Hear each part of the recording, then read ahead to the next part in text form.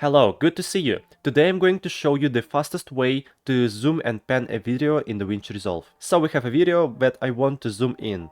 In order to do this quickly, we need to select the clip and now click on this rectangle on the left below the preview window. Just select transform. After that, let's open the inspector tab at the upper right corner of the screen. Well, now in the inspector window, let's fix our present position by putting keyframe. Just click here.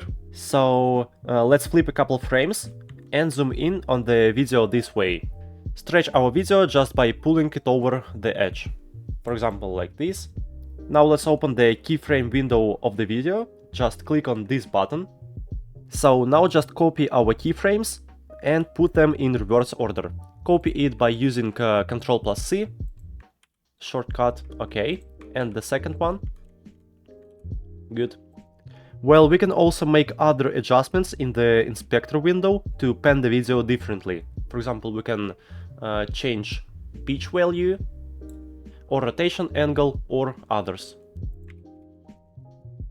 Okay, that's pretty good. You can add all sorts of effects, sounds, and so on, and you'll get the awesome zoom and pan in Davinci Resolve.